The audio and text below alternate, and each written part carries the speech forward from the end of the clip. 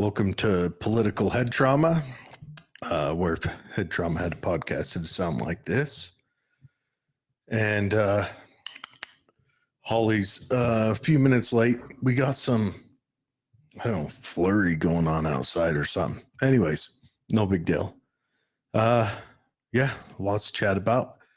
We've got Ty Jensen coming on. He's running for CD2. He's going to be on in the beginning, and then after him, we'll have on Camille Knudsen running for our USB E10 up here in Tooele. And she was on the last iteration of the show. Excited to talk to both of them. We got mentioned by Brian Schott again. He's I don't know, the guy, he is, maybe it's the things that he's mentioned to me and then the stuff he writes about, I find quite comical. He is very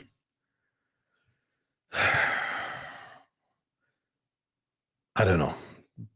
I guess you'd call him I know everyone would want to say rhino or whatever, but I just think it's the conservative and progressive ideals that come from the split between urban and rural populations. And I'm in a rural population, so I'll be that rather individualistic type of person where he will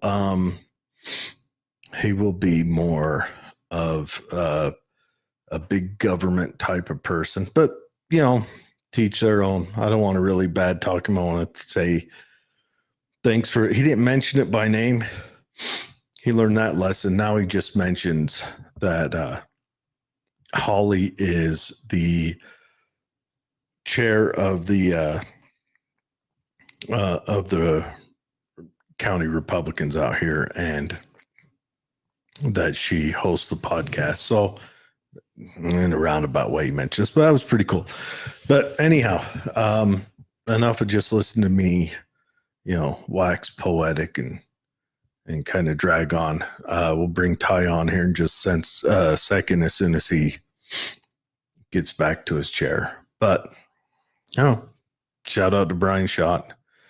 Thanks for throwing a mention out. Anyway, so without further ado, here's Ty Jensen. All right. We're here with Ty Jensen. He is running for Congressional District 2. Ty, go ahead and introduce yourself and kind of take a minute and tell us about your motivation for running. Well, first of all, I must say thank you for having me on the podcast today.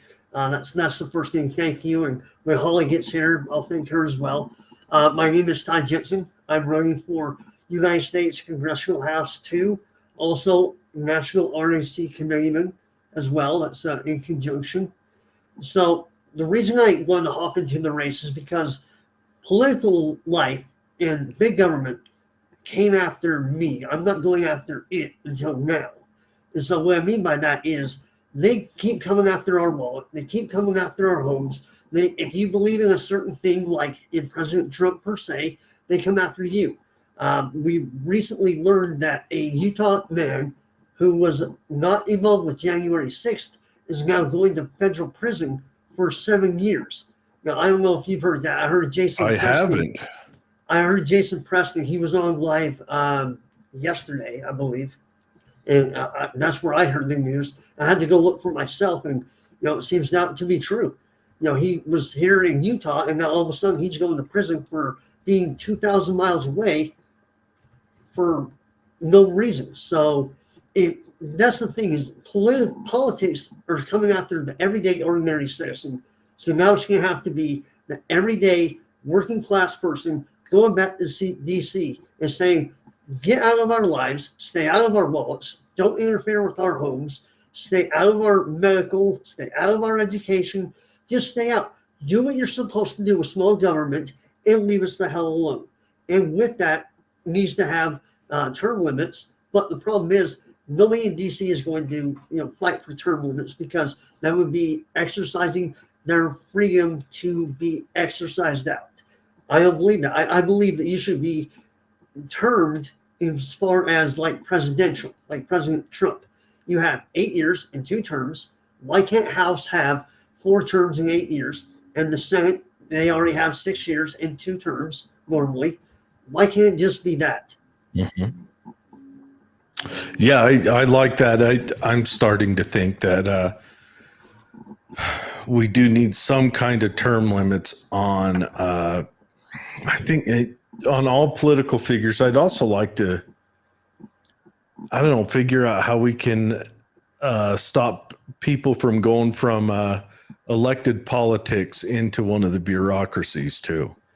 Absolutely, because there is a big problem with lobbying groups, especially on R and K Street in Washington, D.C., that just go over to like the Cannon House building or another Senate building and just lobbying and giving gift money to push special interest narratives and legislation.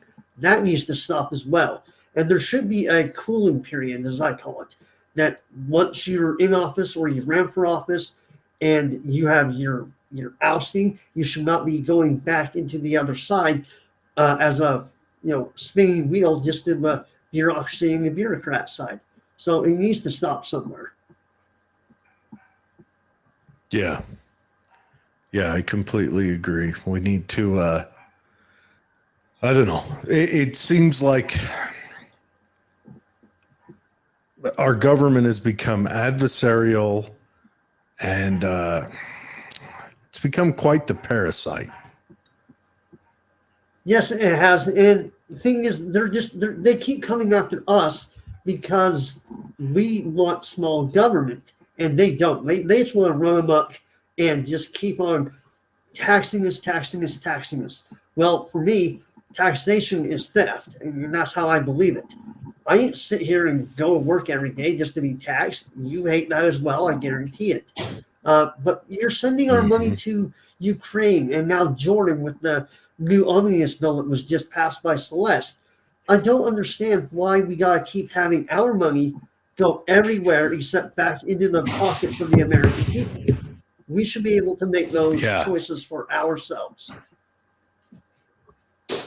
And Holly is here now, so as soon as she gets up to the mic, she'll say hi to you. But no, I agree with you. The taxes, they keep going up. And I don't know. It seems like every time that they raise taxes, it's targeted in a way that just guts the middle class more. Yes, it is. And the thing is, it's really disgusting. If you're in the working class, everybody, I guess, is the working class. Doesn't matter. You wake up, you put your clothes on, you go to work. You are the working class. Doesn't matter how much you make. You're still going to work. You are still taxed. And I never, ever agreed. I guess in some way I did when I signed my, W-2, W-4, 1099 forms saying I will pay taxes, but knowingly, I literally hate paying taxes because I don't ever see the benefit of having them. And then come tax time, here's the stupidest part. So we're almost at the April 20th or April 15th tax filing deadline, right? So I think this year isn't on the April 11th. Is it next week? I think so. Well, whatever it is. I'm not sure. Here's the thing is let's say you pay taxes out of your check every 2 weeks for the whole year, and then all of a sudden you get audited. How the hell does that happen? How do you get audited because you paid taxes the whole year instead of having a refund? And so I just had a friend that had that, and I'm sitting here like, what is going on? So that's something we got to overhaul the tax code anyway. So we're good there. It does kind of feel like they just want to make sure that once a year you feel the pressure of the general government. Yeah, I read a couple articles, and we have posted about it later on my other website. But basically, you work from January 1st to almost May, basically for free. Now, I don't know how true that is, but basically those 4 or 5 months you work for free, and then you get to have your principal, income.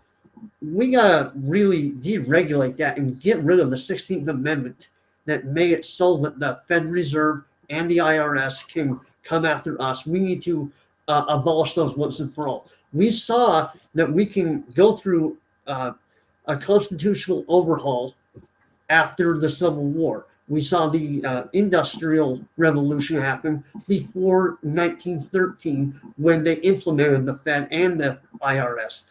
So we can live as a society in the same terms that our forefathers did in modern day times. Yeah. So let's say you get elected in. What moves would you do to change that? What moves? Carson's going to share all of this. Okay. What moves would you do to I guess the question I'm asking is, as a congressman, what steps would you take? Would you have to build a coalition of fellow congressmen to get a bill to the floor? How would you go about that? Well, my first move, after I'm elected, hopefully I will be, but after I'm elected, you get to go to your office. They give you a space. You fill out your staff. And as soon as that's done, you start joining different caucuses, like the Freedom Caucus. That's one that I will absolutely join. So I want to band with them and saying, hey, listen, we can sit here and secure the Second Amendment even more. And we can also abolish the 16th Amendment, which needs to be completely overhauled. We need to also make sure that we strengthen the citizens' rights to the 4th and 5th Amendment, especially after what happened with all the January 6th stuff. So those are just some of the processes that I want to do.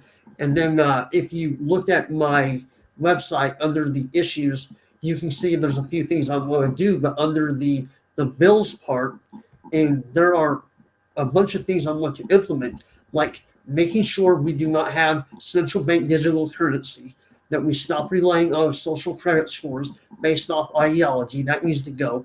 We need to defund and get out of all processes dealing with the DEI. We need to just overhaul that. And I don't know what your thoughts on that are. I believe in individual freedom and liberties as a citizen, as per Constitution, not big government. And so what's your life like there in Tooele? Well, before we do that, let me just say for anyone listening, your website is jensenforutah.com. That is JENSEN spelled out for utah.com. Go there and check it out. And can I say something? Hi, Ty. Hi. I'm Holly. It's so nice to meet you. Yeah, I haven't had an opportunity to meet you in person yet. So I appreciate you being on today. We're very excited. No, and thank you, Holly. And I appreciate the time you guys are both taking to do this. And I'm very much happy to do this. And I'm very glad we finally get to meet, at least in some aspect, this way. Well, I hope that you are planning on our Meet the Candidate night that's happening on April 11th. I'm not sure if you've been receiving my emails regarding convention, as well as, our county convention, as well as this Meet the Candidate night, April 11th in Grantsville. And if you haven't got any of that, will you please shoot Jared your email, and I will get that info out to you today. In fact, maybe even during the show. But we're having at the Grantsville Fire Station, this goes out to all of our listeners as well, state delegates, county delegates, central committee, and the interested public. We're having an open house forum where we've invited all state candidates, federal and county, to come, and you get to meet with them, talk to them, and hopefully it's another opportunity for you to get a little closer to deciding who you're going to represent your neighborhood by voting for. Also, you will, if you come to our county convention, which is April 19th, we are going to offer booth space, and you'll be speaking, giving a 3-minute speech. We've invited all of our state delegates to that, as well as our central committee and county delegates. So welcome to Tooele County. And have you had a chance to be out here before? I used to go out to Tooele County all the time. Grantsville, I love Grantsville. It's a nice area. I love Tooele and Stockton, been there. Tooele actually has a kind of a very special place to me. So my Uncle Andy used to be a linesman. He lived in West Valley, but he was a linesman that put all of your phone poles in the ground back in the day. So he was in charge of that and assessing the line. And so he would consistently take me from Salt Lake County over to Tooele County, show me all the poles and get to know the people. That was when I was a kid. And when I'm an adult, instead of going through Salt Lake County, I always took the byway of going from Utah County through Eagle Mountain and then looped around. Yeah. And so I would just do that on purpose. It's a fun drive. It's nice. No traffic. Where do you live? So currently I live in Richfield, Utah, which is central Utah. Okay. My mom and dad lived in Elsinore. Okay. Which is just right outside of it. No stop signs or anything. Did you get the picture I sent you? Will you check? Well, I'm excited. I apologize for my tardiness. No, you're totally fine. And I just looked at my Gmail account and I haven't got anything from you. Okay, so I'm going to work on that. It might take her a second. We may have to wait until after the show so we can do the discussion. But yeah, so you were talking about how the government, you're running for office because you feel like the government is encroaching on you. Correct. So go ahead and continue from there and let's catch Holly up on that. So I'm going to catch you and anybody that's joining in right now live. And so I'm just an everyday ordinary citizen who's a small business owner who also works for another small business here in my town. We feel as a whole, as a community, as a district, that the government is coming after us. So let's send an everyday ordinary tax-paying citizen to fight against the big government and the corruption. We always talk about draining the swamp, but the problem is when you drain it, you still got to deal with all the snakes and gators. And so we got to execute them as well by getting them out of positions of power and lobbying efforts to control Congress people so that they will not entrench us with more overbearing taxes in the form of omnibus bills, minibus bills, personal agendas. And we just need to get rid of all of it, and we can do that right now by having an ordinary citizen who knows legislation, knows policy, knows how to draft and write the policy and legislation and pass it so that the American people will not be burdened anymore. How can we do that right now? We have such a small majority in the House and no majority in the Senate. These bills, I mean, you have to get 100% Republican support. And yes, we need to drain the swamp because we can see which Republicans are willing to do and those who are not. But I'm wondering, how do you, one person, even if you would be voting sometimes against our own Congress people here in Utah, everyone's voting a little different, I'm seeing. So how does one person do that, in your opinion, Ty? Well, if you have to put in some really bad tactics of your own called 3 a.m. inserts, then you're going to have to put a 3 a.m. insert in there inside these bills. But you got to make sure that anything that you put into a bill has to make sure that most of the bill, or if not all the bill, as far as spending, goes to a null and void, which is nobody's getting anything. So it basically kills a 4,000-page bill or whatever it is. You can do that, but in that writing, you can also implement, hey, listen, because we're all going to vote on this, it'll be 2/3 of both the House and Senate, so we can pass term limits, slide that on in there. You can slide in restoring Social Security. We can slide that on in there. So you can do that tactic, or you can just do what Speaker Jensen was elected to do. Same thing with the last House Speaker, which was put line item bills only. Now, right now, you're correct. We have a slim, hardly any majority, and I think it was 218 for Republicans is now 214. And I hate to say that because a couple people are retiring. I think one person got cancer or something, had to stop all of a sudden. And so our majority is really horrible. And right now, I love Marjorie Taylor Greene, but I don't approve of what she's trying to do by getting Speaker Mike Johnson out of there right now. That's a horrible take because now that really opens the door for Hakeem Jeffries to take that spot as Speaker. So we need to just hold Mike Johnson there, gain seats in the House and the Senate, and retake the presidency. We have to have a trifecta to make sure that we pass certain legislation that will be approved easily without hardly any throwback. So we've had a trifecta before when Donald Trump was first elected. And I think a lot of us Republicans noticed right out of the gate that a lot of Republicans weren't supporting our president, the people's choice. And that is why we had so many executive orders, because we didn't have a Senate or a House prepared to back their president. Are you prepared to back Donald Trump? I already am. I've already endorsed him proudly, and I've been a supporter of his since 2015. There's no other way to say it, but we need that man back in office because with him at the helm, it kept all of our resources in check. And kept our foreign adversaries in check. And because I know he dropped a bomb called the Moab, the mother of all bombs in the Middle East. And he said, hey, look, that was this big. We have other stuff that can do a lot more damage. And they all backed off. Kim Jong-un, how many times has a president or an officer of the United States ever went into North Korea? Never. And so we can thank NBA's star Dennis Rodman for getting that ball kicked down the road, and that was a good thing. When it comes to China with Xi Jinping, Trump is not afraid to stand up to him, where Joe Biden will bow down to him. And so, yes, we need a strong presence in the White House. Right now, we just don't have that. That's an understatement of the millennia, huh? So tell me about you.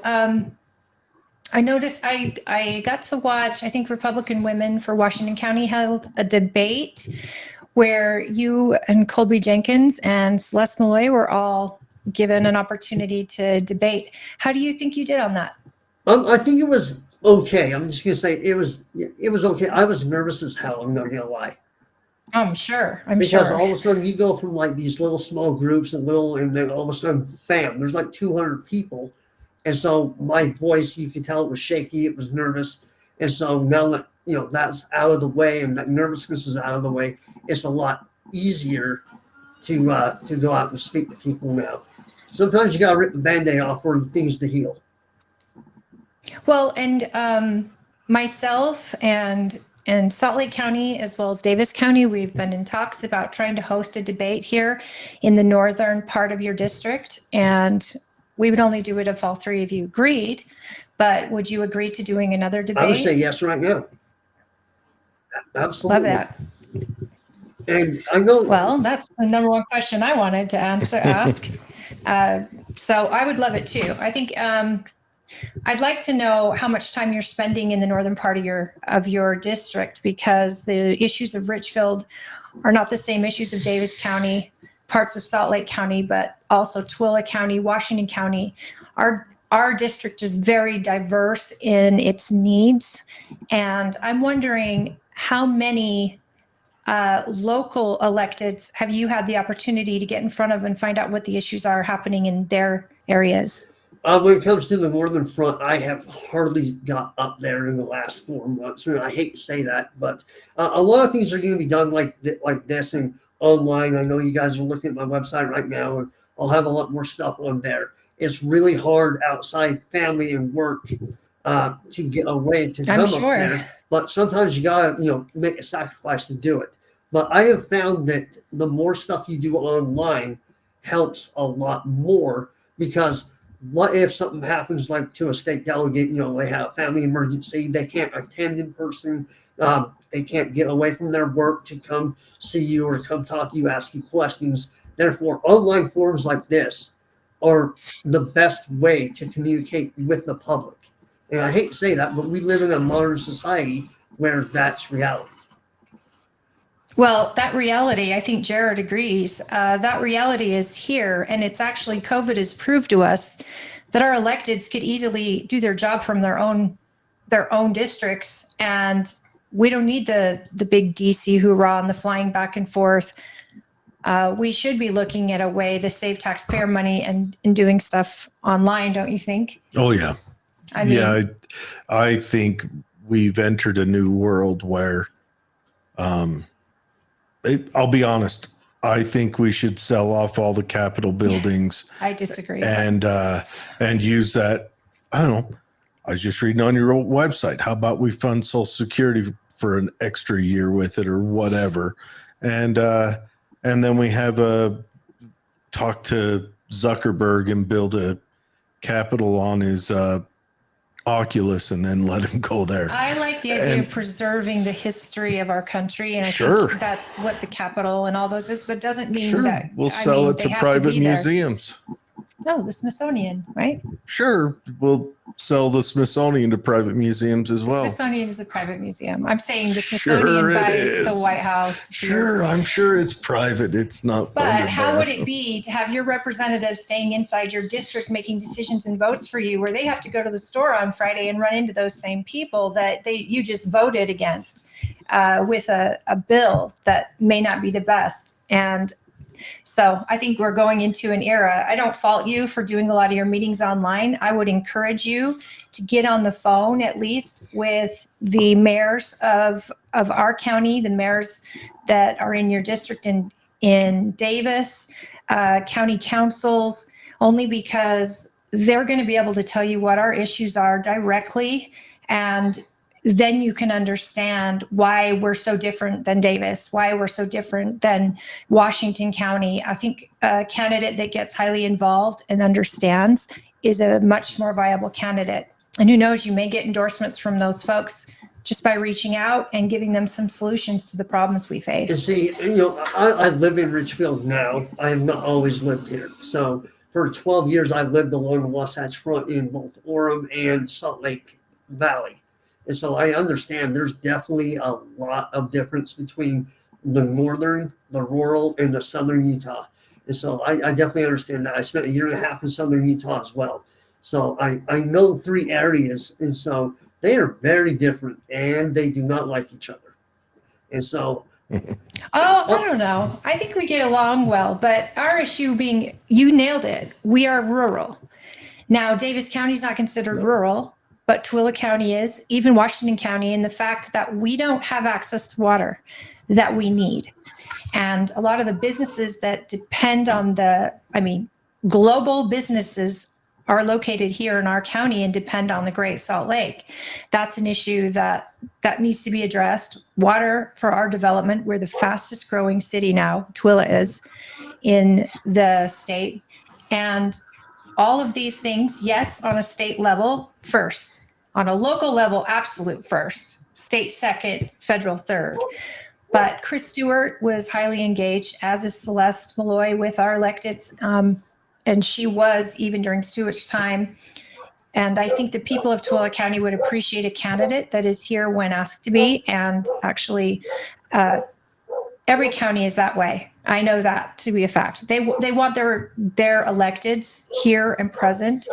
And so you let me know when you're ready to come out. Please consider coming out on the 11th so we can get our delegates in front of you. But a lot of delegates like that face-to-face, look in your eye conversation. And I want to make sure you get every opportunity to do that. So please reach out to me anytime, and I'm here to help you as a party chair and also as a delegate. And I think a better educated populace gives us a better representation. So no, absolutely. And I think Jared and I both agree with that. no, yeah, I agree with that as well. I didn't know it was on the 11th because, a lot of party chairs have not even reached out to me at all. Sevier County and now you and Washington County has, and that's it. I can tell you why. Because when I looked up the people running, and normally it's the other way around. Usually the candidate will reach out to party chairs, not the other way around, because you're one person, but we've got so many races, so many candidates.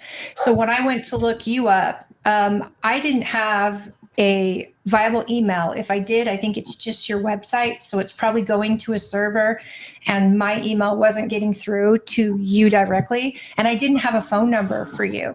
So that could be the reason you haven't. I would check with what the state has on you, not the state, but the lieutenant governor's office, to make sure, because when I saw you at the debate, I kept trying to find out, who is this guy? Why can't I get a hold of this guy? So Yeah, because the state GOP. We're looking at your contact info. Yeah, because the state GOP, has listed my number, my name, my email address, and the email address is the same at the lieutenant governor's office. And so that's the Okay. weird part. It might have been updated. When we go to contact on your website, there's no information. How do our delegates get in touch with you? Well, actually, a lot of that's going to be updated today, and that's why I took today and tomorrow off, is to make sure everything on here was going to be 100% updated. Excellent. Well, we'll just have people tune in to watch for it. And do you have an email that you want us to know about right now that you could share with everyone? So right now it's Jensen for Utah at Gmail, and it's always been that email the whole time. So that's the one I've had. All spelled out, correct? Jensen for FOR Utah at Gmail. Yep. Excellent. Folks, get in touch with him. If you want to have a conversation, email him, give him your number, tell him about the issues that matter to you.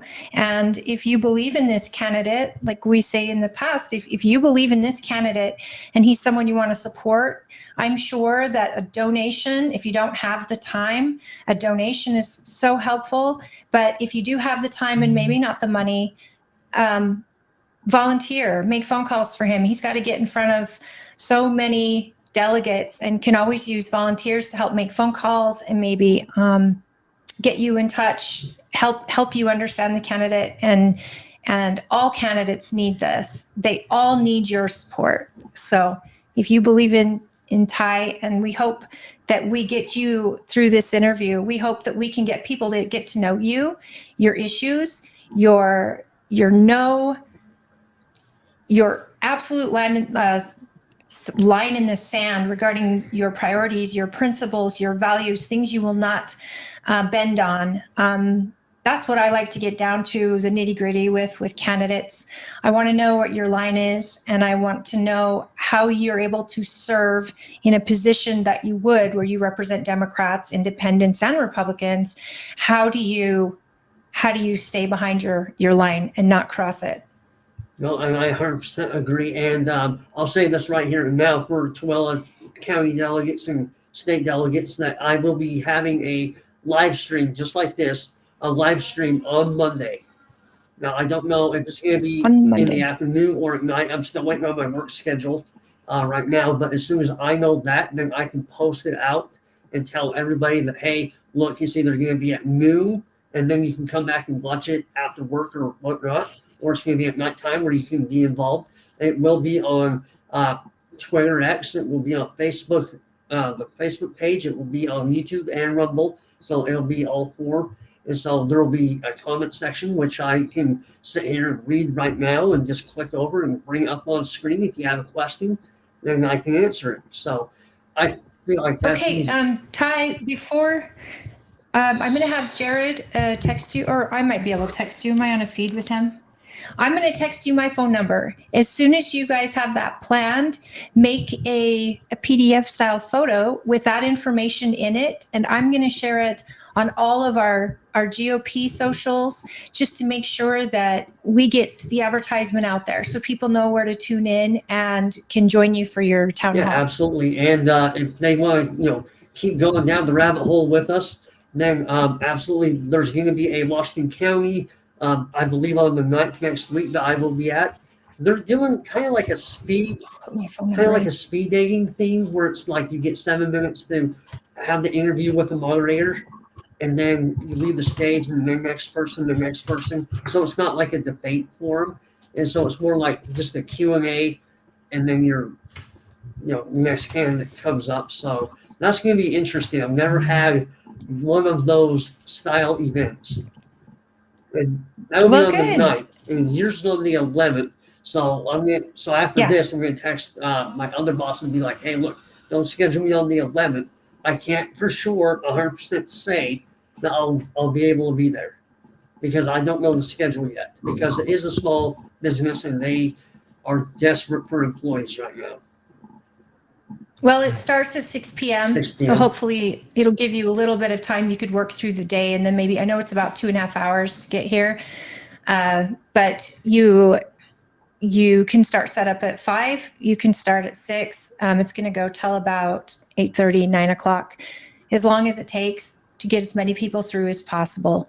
But there's no charge to the candidates. We do this as an opportunity to get delegates in front of you. And then I'm going to email you the details. So folks, if you have a chance on Monday, Tuesday the 9th. Yeah, Tuesday the 9th. Make sure follow our page, or also if you are Republican, you're going to go to the Tooele County Republican Party page. And Ty, please go follow that page as well, because that way, you'll get to see your stuff. And if people ask questions, you can respond there. We highly, highly are determined to get as much education out there to our people as possible. No, and that's good. So use me. If you have something you want to announce, if you have an endorsement you're proud of, as long as it's in a photo style, JPEG or whatever, I can share that, and I can share it everywhere, and get you some traffic to where your information is. Absolutely. I'll shoot that out to you tonight for sure. Thank you. We just sent you my phone number in the text. Oh, perfect. And one thing when it comes to like your county specifically, so I have been a Utah high school basketball official in the past, and I've had a lot of interactions with the kids from Grantsville, the kids from Tooele, and they are obviously the byproduct of their parents. And I'm going to tell you this right now: when it comes to, we don't need to start talking bad about the parents. no. This is the good part, because the kids are the byproduct of the parents, and those kids were really amazing kids every game I've ever had with any of those schools, and the parents are just the same. They are just amazing people, and so that's good. I've never had a bad thing to say about any school, especially Tooele County schools. There's only one Washington County school I will never do, but that's what it is. But outside that, Tooele, I've had them a lot, and I love them. They're really just downright good-hearted people. Well, we're a county, I think, that, he's born and raised here, and his family roots are deep. My family, our family, we're related. But we have a small town feel out here, and that's pretty much what I think keeps people coming and keeps people staying. And we still believe in God and guns and freedom, and we're unapologetic about it. And though we are changing, we get a lot of new folks that immigrate here. It feels like they tend to love it. And so we've been able to have incredible representation on the local level, from our mayors to our county council. And so it's a pretty special place. The doors are closed now, though, so nobody else, isn't that how it works? No one can move in here. Where did you go to high school, Ty? So originally I went to Richville High School. Okay. And then after high school, I went to Utah Valley University. Excellent. So, and that's 20 years ago. I still can't believe it's been 20 years, but it's been 20 years. 20 years. You're a baby. Children. Anyways, I was going to say, with the good experience with Grantsville, obviously you weren't there on behalf of Morgan or Stansbury or Park City, because that tended to be, I went to school in Grantsville for a minute while they allowed me, and that was the big rivalry there. Between Grantsville and Grantsville and Morgan, and Grantsville and Park City. Those were the two that always seemed to have the biggest rivalry. Yeah, I think the biggest rivalry I've ever officiated against was like Wasatch and North Summit, because they're just right there by each other. They're two different classifications, but they they hate each other, kind of like how Richfield and South Severe are. They hate each other as well. So they love each other as a community, but when it comes to that, they hate each other. Well, yeah, high school sports are a different animal. Okay, with your experience in high school sports, how do you feel about boys playing on girls' teams? Let's just get right into an issue that affects everyone in the country right now. So if I say this name out loud, you're either going to nod or you're going to shake your head back and forth. Kara Berkland. I don't know who that is. Kara Brooklyn, she's a representative. She's also been a high school coach or like a referee for years and years. She's the one that put the bill up to end boys and girls locker rooms. And you know her because they mentioned her in Summit also voting yes by mistake, remember, on the development. Oh. But Kara is somebody that has been pretty unapologetic about putting a line and saying protect the women. Okay. And that's exactly where I fall as well.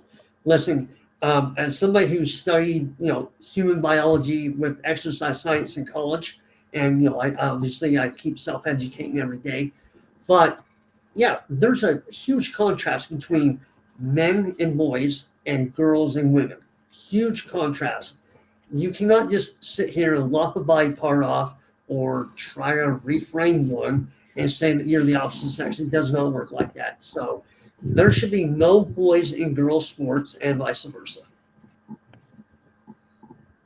I think most boys sports are open because they haven't encountered a challenge to that. Maybe if they do like, I don't know, boys loading a dishwasher. Okay. Yeah, he's so funny. But it's true. And it's, when I say protect women, and I think this is something that people forget, that I don't want trans men going into men's locker rooms or bathrooms because I fear for their safety as well, because there is a difference. I've got to piece that sentence together. Remember, trans men. Okay. Women who've transitioned. Okay. Yeah. Because I don't think they're safe. It takes me a minute. I'm old. I don't think they're safe. And I think that at the bottom of it all, we need to have protect women bills, because the rest of these bills coming out sound like you're protecting a very minor class of the country, a class that should get equality for sure. But we have to protect women first and above all, especially minor children, women, females.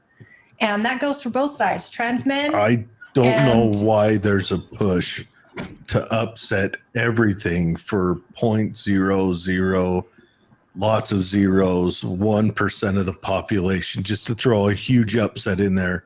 Just so I agree with you completely. Well, I can tell you why. It's because they're loud, and they're unapologetically loud. So, it's kind of like the loudest voice in the room gets the most attention because everybody looks that way. And that's exactly what the LGBTQ plus community is doing. They want this to happen. And where I'm sitting here, I have played against females, just one-on-one basketball, and I can kick their ass every time. It is not a fair fight at all. It should not be allowed. And so with Leah Thomas, like Riley Gaines and Leah Thomas, that was the most unfair.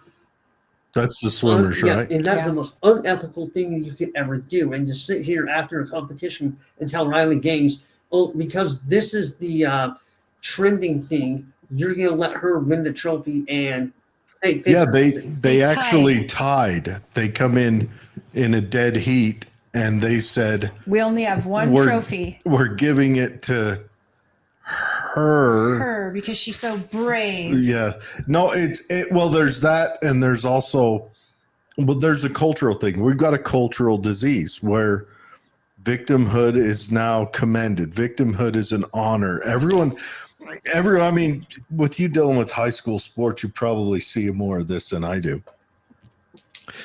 People seek out to find their victimhood and put it on display, and woe is me. And then people also seek out to find victimhood in others to identify that other person with that victimhood. And it's a cultural rot. And it's because it's being celebrated when being the kid who gets the most home runs, being the kid that's got the best grades in the school, those used to be celebrated.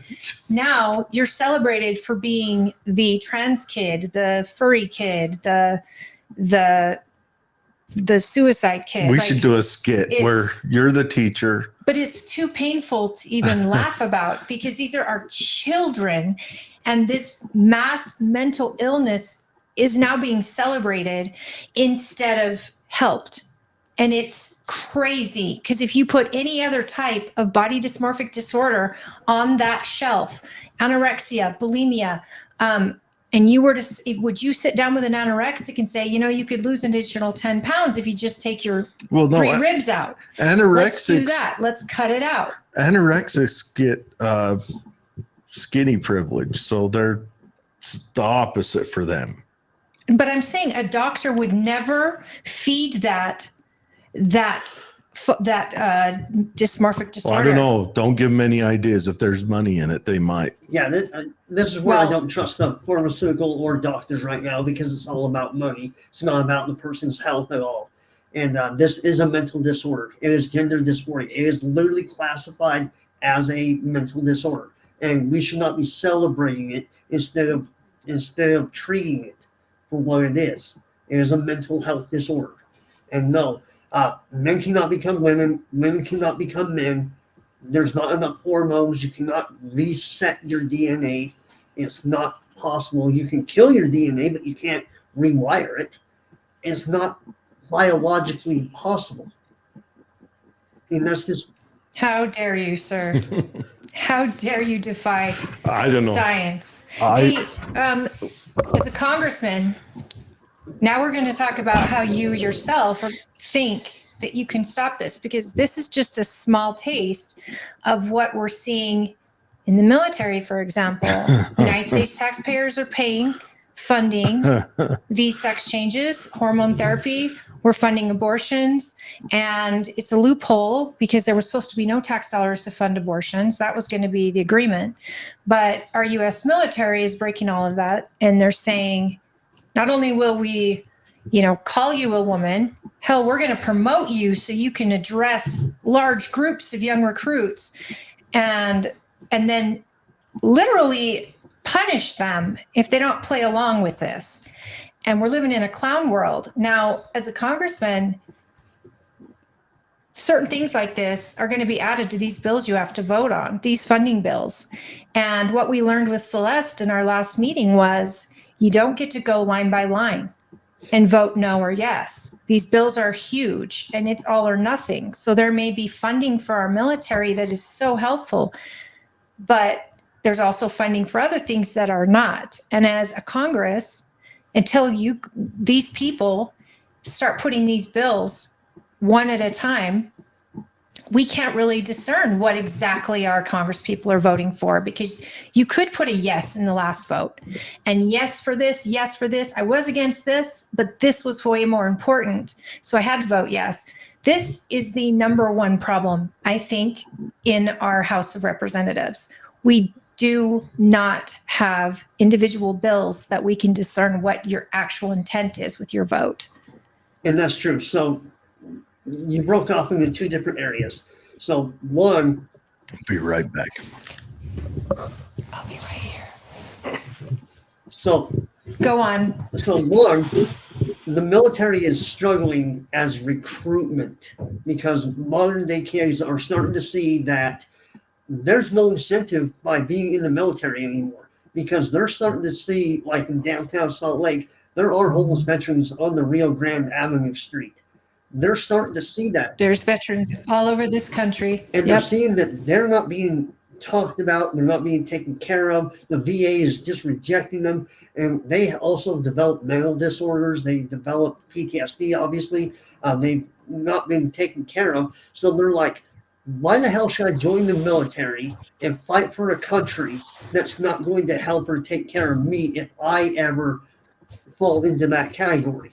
And so that's not only that, the top states that recruit, they're recruiting these rural these rural, good old grown-up values, and these children that have been raised by patriots themselves. The military's been in their family. And now they don't recognize the military for being their father's military. It's not their father's military. It's not their grandfather's military. This DEI embedded in the military doesn't represent the values of what our military should be. And that is ready, equipped, and prepared to kill. Right. And destroy. That's what a military is. No, I'm 100% with you. And listen, just like with police officers or firefighters, I want the best of the best fighting for this nation. I don't want a second or third choice in there, like with all this DEI, because if this DEI is implemented at the military level, who says that we can't sit here and get invaded from North Korea by the ways of Canada? Who says they can't just come through Mexico and come up the southern border? We already see it with South and Central Americans. We're not having the best of the military anymore, because there's no, like I said, there's no incentive to fight for this nation. And the younger people are seeing that. And that's why they are not going into the recruiting offices anymore. And recruiters are having a hard time signing people up. And so once we start taking care of our veterans, then we can start re-amplifying, those tactics. But until we take care of what we don't take care of now, it's just a wash. Okay, tell me, how do we take care of our veterans in your opinion? What's the answer? Easy. Stop funding the military-industrial complex and retranslate that money on over to the VA for mental and health assistances. Make sure our veterans, make sure they get the proper equipment that they need, whether it's medical, housing, whatever. But we got to make sure we take care of them and not sit here and put in arms and ammunitions all the time, because we have stockpiles of those, and we have a lot of accounts that we've already gave money and paid money, but we have not seen the progress with the production of those. So just stop funding the military-industrial complex and put that money into our veterans. It's as simple as that. But if we stop funding it, are we going to be prepared? Because I know those stockpiles have been sent overseas, and a lot of our resources have been not used or depleted. And do you think Zelensky has an Etsy shop where you can go buy U.S. military armaments? Zelensky just made a law that they are going to build a wall. And guess who's funding wall, it? We are. We're funding it. We are funding it. We're not funding our own wall. We're not protecting our own border. We're protecting Ukraine's border. Now, back to the military complex. Trump had the idea that if a veteran is unable to go to the VA and get proper care, then they can go to a private doctor on the American people's dime. And I actually think privatizing the VA would make it far more productive. And it would also make it like if you had a private industry where these veterans are going in to get care and they're waiting 6 weeks, that business goes out of business quickly. A private entity would have to actually do a job to stay relevant or to keep getting a contract. Right now, the VA varies from state to state on how great it is. A lot of people who work in the VA, a lot of doctors start there. I know a couple who have started there, and while they were serving there, they were told, one, it was a dentist. He said, I could see 40 patients a day, but they cut me at 4.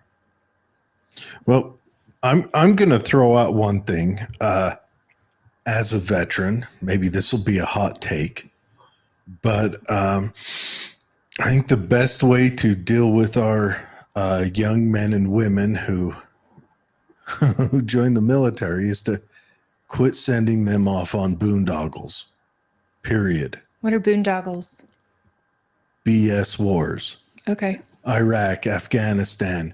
Don't send them over to try to, deliver democracy through lead and copper jackets. That's fair. What do? Send a small team? No, you don't out? get involved in other people's crap. How have we been in delivering democracy? Has it worked out? I agree. I think the American people, if they were polled today, I think the American people would be so highly against us engaged in Ukraine. And those of us that support Israel American people also believe that Israel has got an excellent funded military. They've got one of the best and the most highly technical. I don't know that we need to be in there with them either. I think that getting us out of other countries with our military is not a terrible idea at all. I would argue the most prosperous time in the U.S. history was probably 1914 to 1916. That's a little when we were selling guns to both sides and let them just waste each other. Well, as a congressman, you would have to decide when to go to war. And are you a veteran as well? Sorry, go ahead, Jared. When do congressmen decide when we go to war? The Constitution says so. The what? Are you a veteran, Ty? I never got that opportunity of serving the military because of my vision. After 9/11, a week after 9/11 happened, I literally went into the Salt Lake County Marine Corps and the U.S. Army recruiting offices, and because of my vision, I was never able to sign up. So I wasn't able to do that. My dad. You're a patriot at heart. Well, my dad. So here's how it goes in at least my family. My uncle Keith served in the Navy. My dad was serving in the United States Army in the 82nd Airborne. All of the rest of my uncles were also U.S. Army. And so, yes, there is a lot of patriotism in that way. But, we don't need to be in Ukraine at all, ever. That's not our fight. That is not our fight. Our fight should be with Mexico, not holding people in Mexico until we can properly vet them. That's the problem we're having. We do not need to be in Israel. We do not need to be in Gaza. We do not need to be in Palestine. We do not need to be in South Korea, upholding whatever their bases there. We do not need to be around the world. We cannot be, when we're everywhere else, look at our country is falling to shit. I hate saying it is. We need to be here at home taking care of us first and not being the world's police. We can't do that. And second of all, we can't afford it no more. What does that, here's my problem with that. What does that look like? Does that look like American soldiers on the streets of the United States? Or does that, because that's everybody's fear also, that we have our own soldiers patrolling our country, whereas that's what our law enforcement's for. That's what border security is for. I would not be against having our military on our borders, but I would be against having the military in our streets. Well, you don't have to have them in our streets. Most of our U.S. military is already here in the continental United States, and they do their stuff. They do their training. One, our army's too big. Originally, our Constitution laid out that we couldn't have a standing army. We could have a standing Navy and then a call-up militia. And that's going out, not like inside, other than the bases. No, that's inside. What we had, period. We didn't have a standing army. But, Constitution, I guess, is good for being perverted. But in modern times, also back then when the Constitution was founded, they didn't have, F-18 Raptors that could go, Mach 7. And so that times have definitely changed as far as technologically advanced. But it's just a lot harder. But the biggest thing is we're supposed to protect ourselves from terrorism, foreign and domestic. And right now with Antifa, with street gangs, MS-13, we are being attacked as U.S. citizens by domestic byproducts. So we probably should take care of them. But I agree, the military is way too big. But I want to implement a plan called the Minuteman Plan, which is we work in our own counties, and we have 29 in the state of Utah. So we work with our county sheriffs with a small basic militia that can be called up just like that, like they were pre-Civil War, to defend our own towns and counties. I love it. Well, I mean, we could swap over active duty for National Guard. I think we need to do away with separating state National Guards like they do where you've got different specializations. So a National Guard is no longer a complement that could actually stand up for its state. It's broken up to where it has to be paired off with other states. Why wouldn't you want a state to have a strong National Guard? No. You misunderstand. Our state is field artillery. Oh, right. You mean specialized. Specialization, MOS. Our state is field artillery, California's infantry, Idaho's armor, so on and so forth. I'd rather see it so that the National Guard of the state is afforded, say, a division per every 900,000, 800,000 people or whatever, however you break it up. They all start off with the division. And once they breach that level, they can seek out to find another division. I'd rather see the states pay for it. All of the individual National Guards in the individual states would be equipped with all.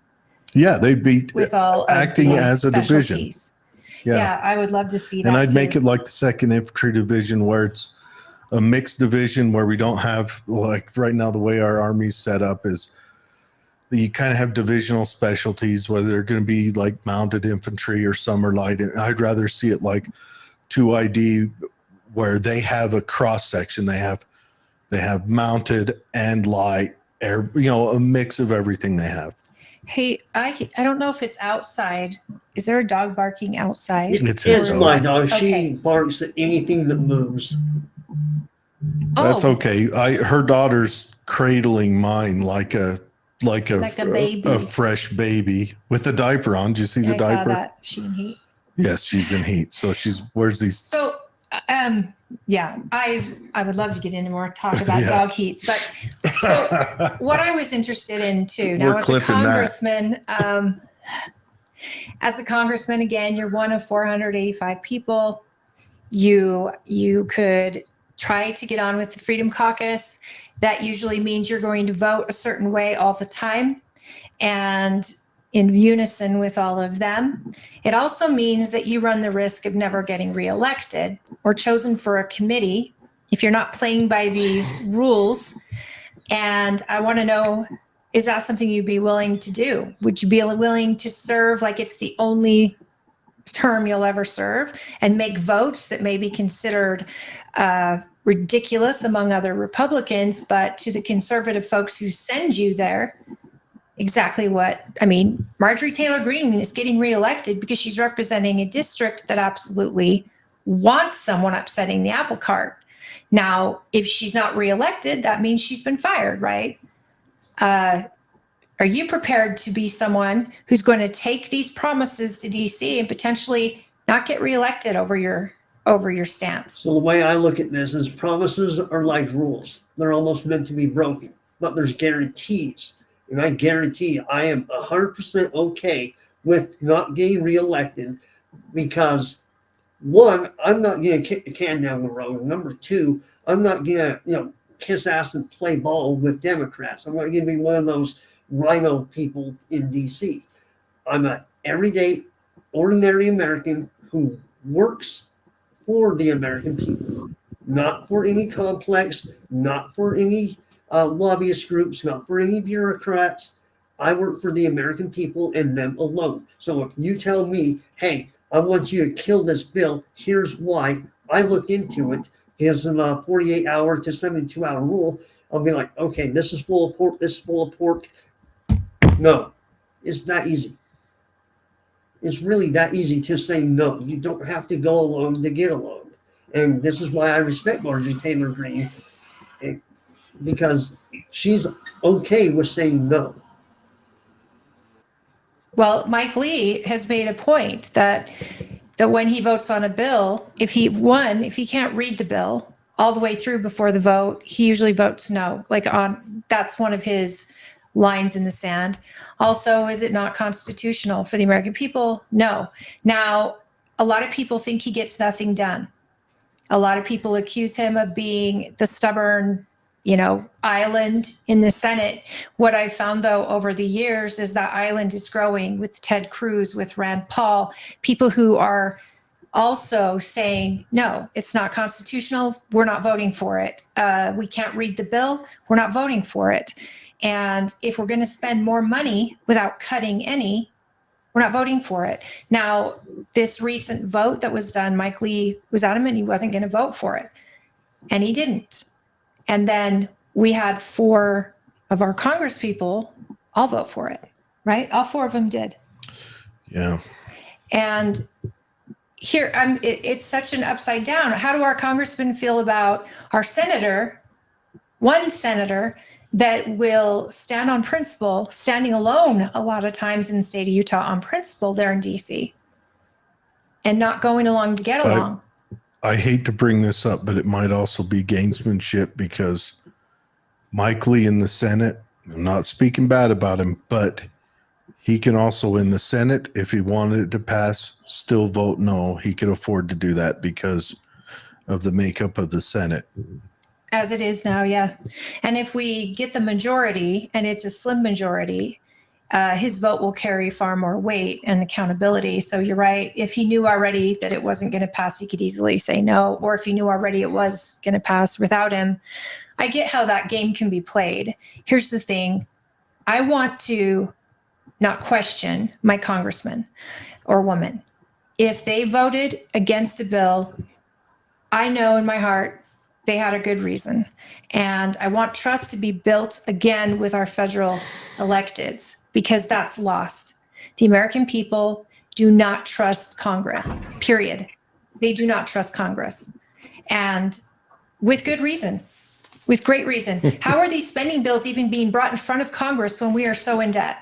I don't know. Because of the 34. What is it now? 35 trillion in debt. I mean, they shut the clocks off. I mean, we don't trust Congress. How did that happen? Well, Congress Right. has a 83% disapproval rating, and Cockroaches are more trusted than Congress. Yeah, I think there's some STDs that are more popular, Yeah. and not just proven on the ground because they keep spreading, but So do bad ideas in Congress.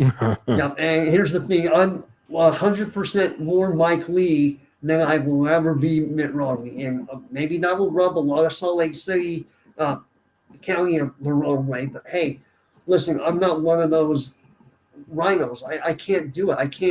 I can't say one thing and do another. If you're going to talk the talk, you have to be able to walk the walk. And that's as far as my life Well, goes. Mitt Romney believes that he is compromising. Mitt Romney, Rip Romney. Mitt Romney Rip Momney. believes that he is reaching across the aisle to do good for American people and not holding on to his party before country. And the truth is, there are people who believe that a senator can vote with his conscience in a hearing where we're impeaching a president, and not look at it like you're a jurist. Your job is not to vote with your conscience. Your job is to vote based on evidence. But for some reason, people excused his explanation of voting with his conscience, which no jurist is supposed to do. If anyone served on a jury, you're known that. You can feel bad for the guy, but read the evidence. If the evidence says he did it, you vote accordingly, not just because you feel bad. This is all in the name of compromise. And you said it earlier that you're not willing to compromise with Democrats. There has to be some compromise, of course, or we're at a dead stop every single time, which I don't mind. The less work that our Congress can get done, the better, because they make it worse. They're making it worse. If we did a shutdown, do you see that as the end all be all to America, or do you see a shutdown as an opportunity? I see the shutdown as an opportunity to revamp and reevaluate oneself, right? That's the way it should be. And so sometimes you gotta throw the baby out with the bathwater, Celeste, like I put it in the debate we had. But a shutdown would be probably a good thing, because then you get to step back, look at the landscape, look at what's being done, what's going through, what's tabled, and see, all right, what can we do in the net positive, and what is killing us with our net negative that we're just throwing money at? How about we just take a break, pause a little bit, reevaluate the landscape, and really check ourselves? This is why they have an 83 disapproval rating. And so, yes, let's stop kicking the can down the road. It's time to pick the can up, crush it, and put it in the trash. Well, let me tell you what happened last time. We have a fourth branch of government, which is called the media. And that media tends to spin left. So if it is Republicans, a Republican Congress throw that softball in there, Holly. votes to shut down the government instead of funding it. I mean, we're not even at pre-COVID levels right now of spending. That should blow everybody's minds that our government said, oh, this is fine. We're going to go off what we spent during a pandemic, and it's fine, and we're going to continue to spend that way. But now you've got a media that is going to spin it to try to hurt future Republicans getting elected, and for some reason, they've got one hell of a good grip on the American people who are blissfully ignorant.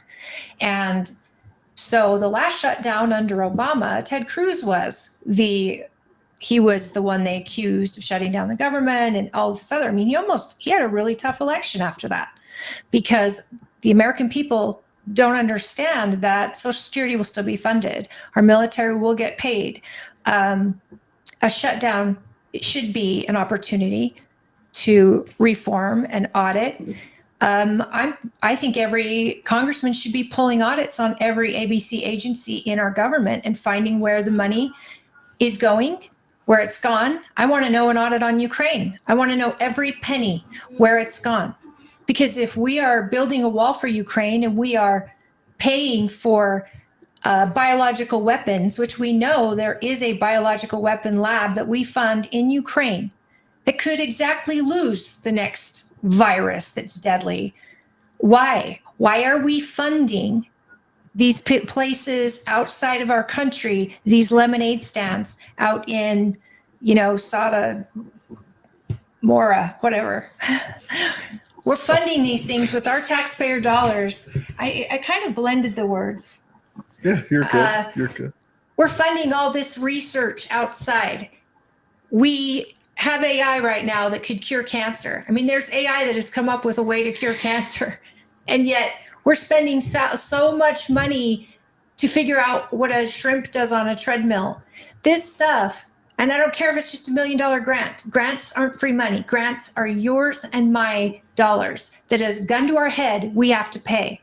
And yet our Congress is not calling for an overhaul audit. And why? Why not? Yes, I want to know what happened with Hunter Biden. Yes, I want to know what's going on in the Biden family. But why are we not having committees pull every single agency in, not the heads of these agencies, but the accountants of these agencies, and having in a total IRS-style audit so far up their behinds that they have to feel what American people feel so that we get direct information to answer to the people they work for. And we don't have that. Would you be willing to call for that? Absolutely. So we're going to make 2 points here. This is why what did Trump call it? He called it the digital Bill of Rights. That we have to have. That will bring back any social media or any media company from just being one-sided. That will level the playing field. We have to have that, and I support that 100%. Hell, I'll help him draft that executive order if he wants. I will work with him. But Ty, you're taking freedoms away with a bill like that. You're taking the free market away because I don't have to join that media group. I don't have to do that. When you put restrictions on, if Facebook is going to tell me that they are totally Democrat and this is who they support, then I know to get away from Facebook. What I'm saying, if the federal government gets involved, it screws it up. What I'm saying as far as a digital Bill of Rights is basically a digital freedom of speech is what I'm implying. So it's a level playing field. Right now, it's so far left that they just keep a thumbs up on the scale. So let's level it back to where it should be. So both. Nope, I get that. That's where I was going with that. And so I'm 100% in agreement with you. Listen, when I go to the grocery store and I buy certain things, I know exactly what I'm paying for and how much it costs and what the bill is at the end of the day. Now, I say Congress is the same way, but they're not. They throw money at things. We don't know what penny goes where. We just know a certain amount goes to this group, certain amount goes to this fund. But what is the line item with that money allocation? That's the problem. The Congressional Budget Office just says, hey, here's this, do whatever you want. But the problem is when we take in money, the United States government only takes in $4 trillion a year. We need to know where every single penny of that $4 trillion is going. 100%. Absolutely. But here's the problem. How is Congress going to be united on doing that? First of all, you have to draft a bill, author it, co-sponsor it, but you have to kill the lobbyist state. That is the number one thing you have to do. You have to put a moratorium on the lobbyists because the lobbyists work for the bureaucrat state. And so once you kill the lobbyists, it will be a lot easier to get things done. Until that time is done, congressmen are going to be bought and paid for. Media is going to do whatever they want. And so if you do not have these checks and balance, then it's just a free-for-all like it is now. Reining back the power of the federal government should be the number one thing that we get done in D.C. But so far it's not. So, Ty, when you say the bureaucrat state, lobbyist state, I think the fact that these agencies are given basically a blank check or a check that's just so astronomical, it's only empowered our bureaucrats because I've said in so many shows, bureaucrats outlive politicians. They sit through new presidents, they sit through new senates, new Democrats, Republicans, and their job is nearly impossible to lose. And they know the game and they know they don't have to play it because there'll be a new guy or new girl in even if the fit hits the sham and it's their fault, it's the person accountable. It's the person's responsibility that's elected that gets fired, not the bureaucrat. And so how are you going to shine a light on the bureaucrats that are the actual swamp in DC? Easy. You overhaul the Fed. You overhaul the Fed when it comes to elections. When it comes to federal elections, you start to kill the PACs and the super PACs from all these big money donations.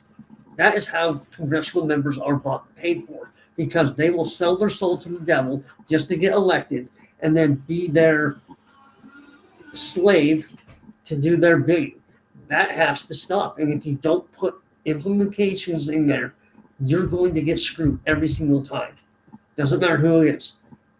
We've seen Blake Moore do it. And if you We've don't seen put Romney do it. It's got to stop.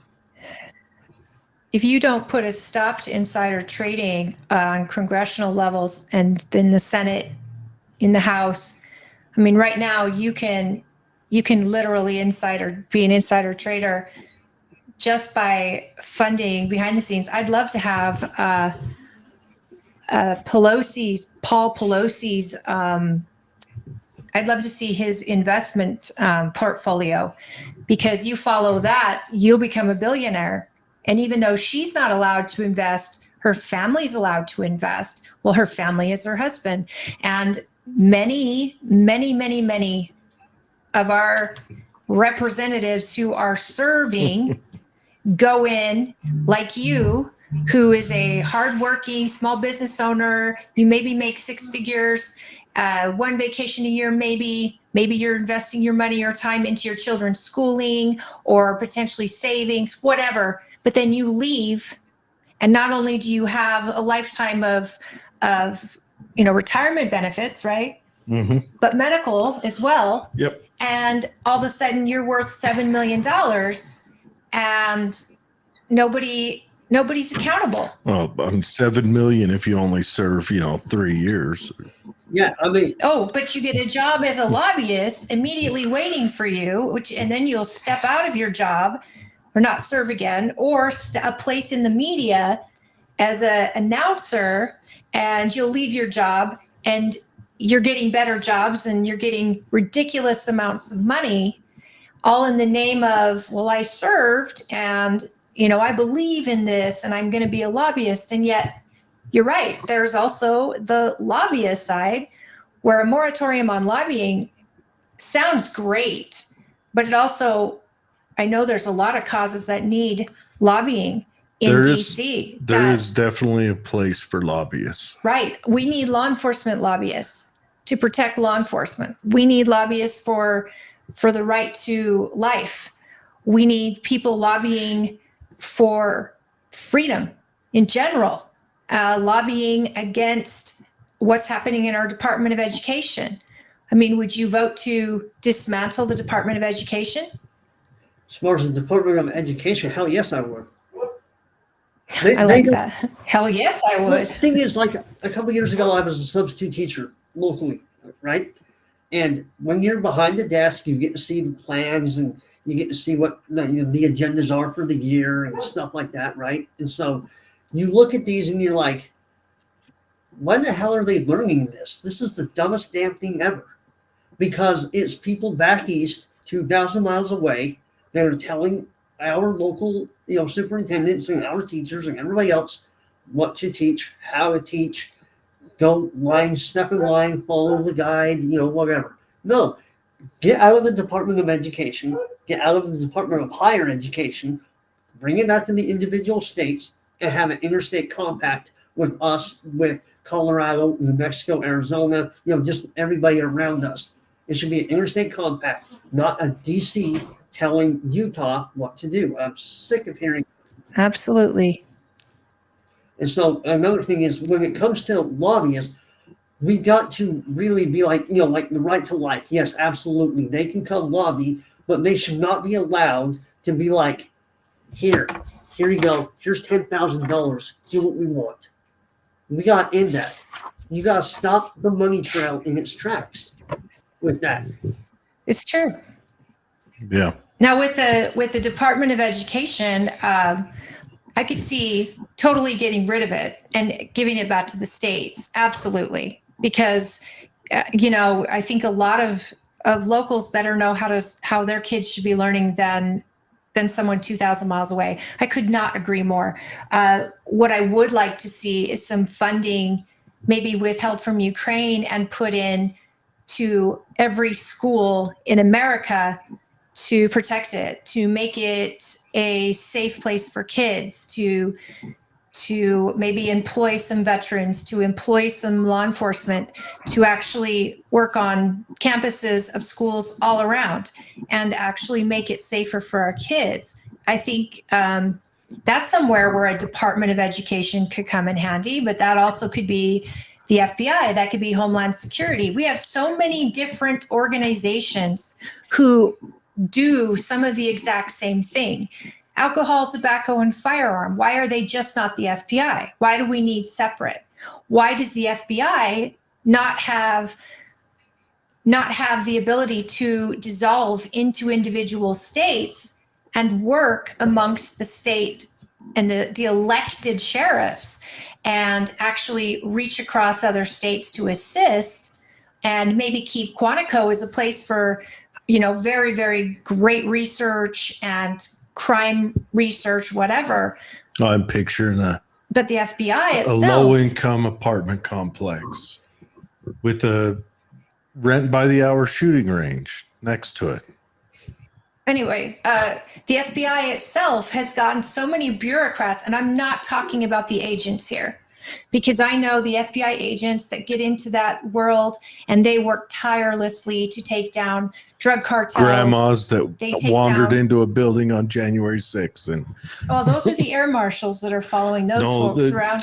But what I'm saying is the praying grandma just got convicted. The bureaucrats that are appointed by terrible, terrible electeds, and they get to keep their job, and there's no way to fire them, and yet they have their hands in so many ops that are just loaded with entrapment, loaded. Domestic terrorism, and then you break down all this domestic terrorism and you find out of the 12 domestic terrorists, 7 were FBI informants. or actual agents undercover. This is insane. This is actually abuse on the American people, and we're paying for it. And it's coming from the top down. So I agree with. It's coming from the top I down. agree with Vivek Ramaswamy when he said we could easily kill off literally 70 to 80% of all the alphabet agencies, or we could kill them all together and repurpose it, like basically a Phoenix effect. And that much I agree with. We do not need 70 to 80% of the FBI, the CIA, the NSA. We have to have them for checks and balance for domestic and foreign terrorism, but we need to stop having all these agents out there in the field. We just hired 89,000 more agents, Armed IRS agents. Yeah. Now, would you be down to eliminate the Patriot Act? parts of it. What parts? I don't know the specifics, but I know I had this question a couple of years ago. But there are some things that are good, but most of it is bad. So just take out the bad and just keep the good parts. So take out the TSA, Yes, take out they've never the been- spying on American people's cell phone calls. I don't know. The TSA is emails. how some lonely guys get action every couple years. It's not gay if it's the TSA. That's right. Brown chicken, brown cow. But how many of them have actually caught terrorists? Hardly any. Hardly any. None. But like, Have you And seen? every year they get a report, and it's always 95% fail. Have you seen? The reports of the FBI and them when they test I am them. not. But here's the thing. They get They a fail. 95% They fail. fail. There's people who try to get on the plane with firearms or pocket knives or toenail clippers. And they All can those get through. things, and they get through all the time. They have failed 95% of the time, and that is a higher or a lower number. One TSA failed, I think, out of Atlanta, and it was like 98% fail. And Atlanta is one of the biggest hubs in the country. Yeah, same with Denver. I mean, And Salt Lake. But here's Yeah. the thing: we have one major airport in Salt Lake. So why can't Salt Lake City? Why can't we just have local funding for Salt Lake City because it's in their city, it's their airport. They fund it. We don't need the federal government having TSA agents in there. why don't we have private? I would rather see the Privatized. airlines do it And they- like Let it the used to be. airlines own airports and Well, I'll tell security. you why they don't do it, because they would jack up our rates to fly. They would, Well, They're doing that. what now. happened is the airlines love this because the airlines used to manage their own security, and then the airlines buys the insurance to pay for any damages it may cause if their security drops a ball. You pass it along that way. But no, the airlines love it. Just like Tyson and Imperial Chicken loved it when Upton Sinclair wrote The Jungle and we nationalized food inspection. Yep. The Patriot Act, and with FISA courts, and with the absolute lie that was told to those FISA courts by our own FBI in order to destroy a political opponent, all under the office of President Obama, who was illegally spying on a campaign, who they created a fake dossier, who they lied to a FISA court in order to get more information. The American people still don't know. A lot of them still don't know that dossier was not only a lie, they don't know where it came from. The Steele dossier. Yeah, the Steele dossier. And they still don't realize We know who that paid for it. FISA judges penalized those FBI agents that lied to them. And we're not allowed to know who those FISA judges are or where FISA court is held. But that Patriot Act took more from Americans in the name of security and made us less Yeah, it safe. did. I mean, look at the Because NDAA. Look at what happened there. Yeah, And my opponent in- voted in favor of adding more to it. In Israel, they profile through their airports. They've never had an incident. They profile who would be most likely to be bringing a bomb on a plane, who most likely would have ill intent, and their airports are private. but they profile. And a company could profile if they owned that airport. They're not going to be fixing and manhandling my 4-year-old child inappropriately in the name of security. It is political theater. All of this is security theater at the airport. And if airlines actually had to do the security for their own passengers, I guarantee that security would be far better. Yes, it would. Because they have a lot to lose. It would. The federal government doesn't have a lot to lose because they are the federal government. And we are just cogs in a wheel that keep it going. And we've given up all of our security in the name of safety. And free, and we've given up our freedom in the name of security. I'm sorry, my dog is still barking out there. She sees a leaf blow. You're okay. Well, she should let her come in and sit by you. Oh no, she's a 2-year-old lab, and she's like a velociraptor in Jurassic Park right now. No. She's chewing everything. Well, I want to take. We got a half hour left with you. I want to take a little bit of time and just. I want to go through your issues page on your website. We'll just announce the header of it and just let you kind of riff for a minute and tell us what you mean by it. So on your issues, you say Second Amendment. So and it's right at the top. Yeah, the first one. So what's your thoughts on the Second Amendment? Can I just, before you say, Tooele County is one of the top 3 in the world, I think. Gun owners per capita. We like our guns in our county, and we are always competing, usually for the number 1 spot with Alaska. So you putting this at the top will do a lot for people in Tooele County. Well, the thing is, I believe a safe home is a carried home. Nobody's going to go to your house and try and break in if they know you have a weapon, especially a gun. So I believe every citizen should have the right, regardless. And I'm glad that Utah finally got on board with dual carry, because conceal and then non-concealed carry. Constitutional carry. I'm very happy that we finally got that done. Every citizen has the right to bear arms, except for people with federal crimes. So that is a great thing. I approve that thing. I want that to keep going. I am so sick of safe spaces. I hate them. I hate safe spaces because what are safe spaces? Open range targets for domestic terrorists. You mean gun-free zones? Gun-free zones, safe spaces, same thing. What do you think about the NFA? I like them. Well, no, the NFA, the National Firearms Act of 33. Oh, I'm thinking of I think it NRA. is. Sorry, I like the NRA. But NFA, elaborate. That was the law that came out after the St. Valentine's Day massacre that restricts. It's the main restriction of firearms. What type? It gives you the length from muzzle to trigger. The automatic weapon versus automatic the semi-auto. weapons, all that stuff. They wanted to. That's when they banned automatic weapons. Is that correct? Yes. I mean, automatic weapons, when they say like AK-47s, they're fully automatic, but AR-15s are not. And I think. Well, AK-47s aren't always fully automatic either. They can be both. Yeah, it depends on. I think what he's getting at is that the government's place to decide which weapons that we can own when we shall not be infringed.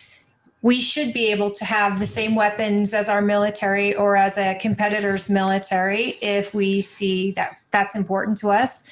If we want to get really into it, I mean, our founding fathers fought with illegal guns. If you're not familiar with the NFA, that's okay. I mean, it's okay. But I was just asking. No, we need to brush up on the only thing that I'm a nerd on that stuff. The only so thing that's that I just will something say when it comes to this, as long as it's not chemical, biological, or hazardous, as far as weapons, that I'm okay. If you want to have 10 million shotguns or 10,000 handguns, I don't really care. That's up to you.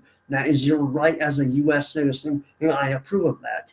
You need to protect yourself and your family first, flat out, because criminals do not give. Does that include automatic weapons?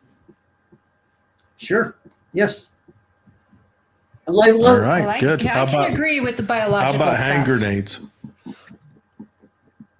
No, because there's the chemical component to it. Well, hand grenades aren't necessarily chemical. They're usually TNT packed inside of a steel ball. But we don't need to get into too deep on that because I'll Did we nerd out lose on him? this. I don't know. I think we did. We might have lost him. Hi, Oh, David. Thank you well- for being on. Hi, Mom. Yes. Hello, everyone. Do you Thank guys? you for tuning in, everybody. Yes. We are talking to candidate for Ty Congressional Jensen. District 2. His name is Ty Jensen, and we just lost him for a second, but we're going to bring He's him back in. We're talking about your Second Amendment rights. All right. We got you back, Ty? Maybe. Hold on.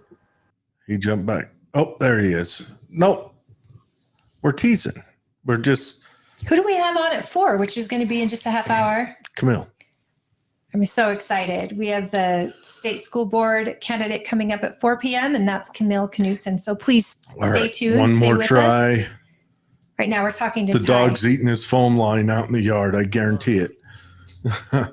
Anyways, no. Let's just continue. I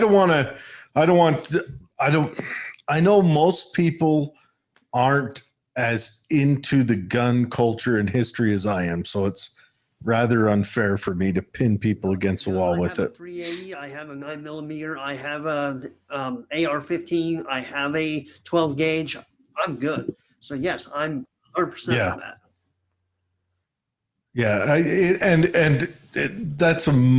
those are much deeper questions with large trade-offs if you want to have complete liberty with firearms or if you want to have a deeper into restrictions, and those are trade-offs. You brought up something that states sheriffs should oversee potential civilian militias for their own counties, and thinking about that, I think it's a great idea in the event of a catastrophic event where, before pandemonium hits the streets, that you have a designated group with background checks, with proper, law, they're following the law with any weapon they may have, but that they show up as a support to the sheriff and his or her deputies. I'd love to explore that because you will have a lot of individuals that have firearms. I mean, we don't because they were lost in a bad boat accident once upon a time. ATF, we don't. But in the event, I don't know why I had them all with me. But I know. In the event of a pandemic or let's say an EMP where all of a sudden all technology is gone, and what we've heard over the years regarding the mass hysteria, then comes looting and civil war, and then people are going after each other. And I'm thinking worst case scenario, it would be really, really helpful to sheriffs to be able to call out citizens they know are legal, they know are armed, and that can protect certain neighborhoods or certain areas of the county where deputies cannot. That's a really kind of a good idea, but wouldn't they call that posse comitatus or something? No, a sheriff theoretically can deputize people. Right, but what do they call that? Posse comitatus, where posse comitatus. Comitatus, where you're letting unrecognized civilians be law enforcement or military. We should hold this question and ask Wimmer, what would the steps be if he was to, in an emergency, deputize multiple people? What would the steps be? What are his requirements? Yeah, what would the standards be? But I appreciate you bringing that up, Ty, because that's making me want to get on the phone with the sheriff and say, hey, is this doable not only in our county, but in all the counties of Utah? In the event, again, it would always all have to fall on top of the sheriff and his decision. But if let's say the governor says it's a state of emergency and everybody locked down in your homes. Yeah, could the governor declare to sheriffs you can hire 5%. You can deputize 5% over your staff, or Does whatever. the governor have any power how over a does sheriff? that work? And we should ask him. I'd like to know. That's a good question. I don't even think that a governor can But I want to overstep a sheriff. I want to dig in more on this. So can I comment really quick? And so Please. this is why I want the Minuteman proposal to be in Congress on a federal level that will give powers back to the states and the counties so that sheriffs can implement that. Because a few years ago, we were all scared of Antifa and just coming into whatever town and county. And if they come into this county, our sheriffs and our local PDs will be overrun already. Yeah. And so it would be people like me that would be like, hey, neighbor, guy, let's go. Antifa's going to crack down over here. So let's go fight them. Let's go. And so we need that response. And I agree. It's a great opportunity to share with you what happened after the BLM riots in Salt Lake City. BLM came out to Tooele County. They were going to do their march, and our sheriff was extremely accommodating. You know, our deputies will be out there, but what was different than what happened in Salt Lake County is so many of our citizens showed up with their firearms on them and just stood all along the routes, were in front of all the businesses, and they were only there to keep the peace. And there was not one person got out of line, not from either side, no one from BLM, no one that was anti-BLM. It was the most peaceful protest and parade they essentially did. And they still got to speak their minds and all of that, but there was no businesses burned. There was nobody attacked and brutally murdered or, hurt. And I think that just our citizens standing in front of businesses as a support to our local law enforcement, I think that spoke volumes. And not one gun had to be raised. And Not this one. is the good thing, because look at what happened in Salt Lake during the riot, right? They flipped over a cop car, and one lady just pulled her pants and her panties down and defecated on the cop car. That means you. Yeah, we later found out that woman was someone with a mental disability, and we saw that the just left a was mental disability. There may be few, but we saw the people taking advantage of that and encouraging that. And, I have law enforcement friends, they're my family, that responded to that riot from different cities and were physically attacked, one with a brick that actually opened his whole face up. And I know our sheriff's department went to them. A lot of other department agencies did. But to have that happen in Salt Lake City, did that not just blow your mind? It blew my mind, but it didn't surprise me, because look at Salt Lake. It's, I love the citizens of Salt Lake County, but Salt Lake has just become an unrecognizable shithole to me. It really has. Yeah. I went up to Boise at the end of last year, and Boise was what Salt Lake was 15 years ago. It's beautiful up there.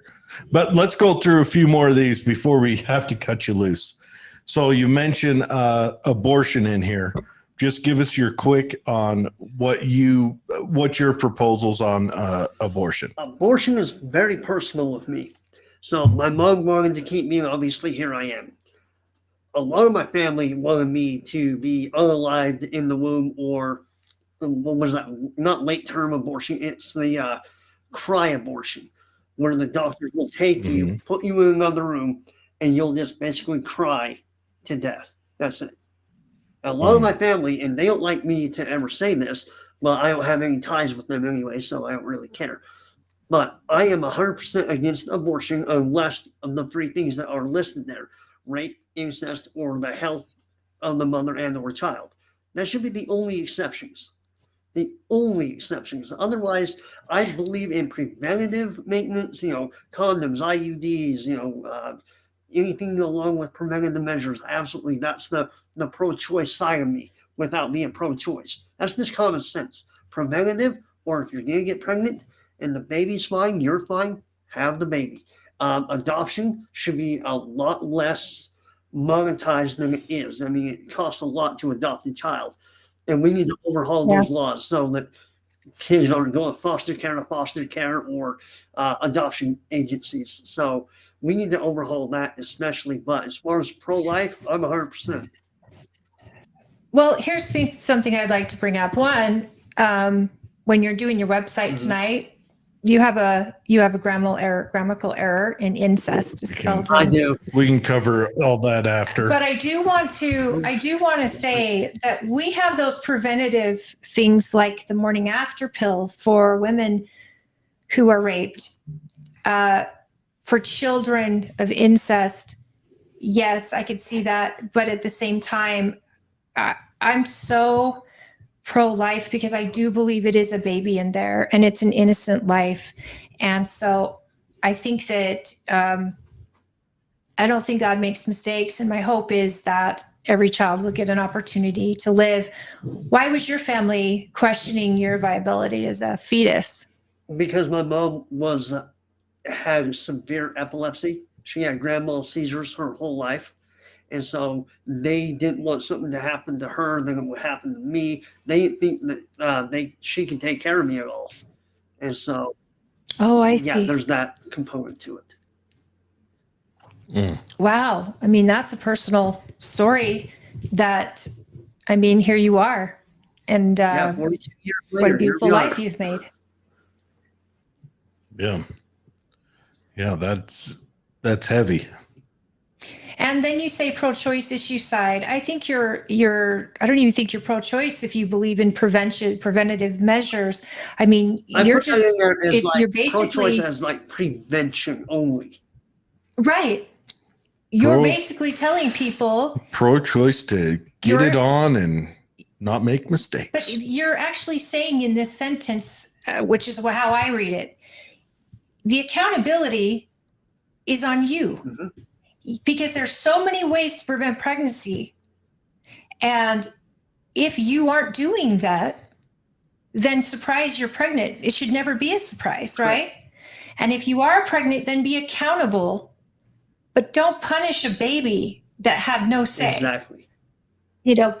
Know ahead of time. We need to educate young people that is a baby in there and not a bunch of broccoli or a bunch of cells or a Volkswagen, that if you do end it, you have killed a baby. Yep.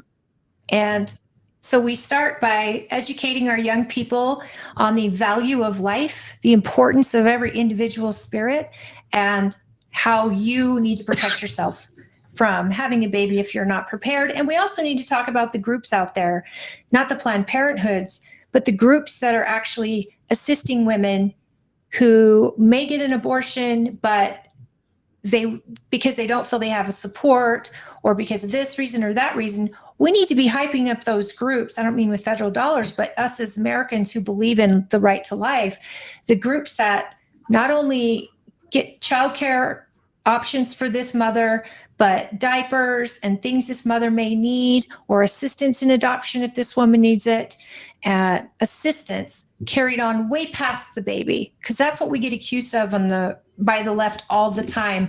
Oh, you care all about saving a baby, but you don't care about the poor woman and how she's going to support herself and this baby in the future. And I don't think that's true. I think we absolutely want this child to have an opportunity like everyone else, but we also believe that every individual is in charge of their own destiny. And we've seen people come from very, very poor circumstances and become wealthy or highly successful in their jobs or in their lives. And I don't think that whether you can afford a baby or not should be a reason for killing it. When you're right, we need to reform the adoption system. Absolute. Well, I got a quick anecdote to that. So I'm working at this family's place this past couple of weeks, and they just adopted a child from Arizona.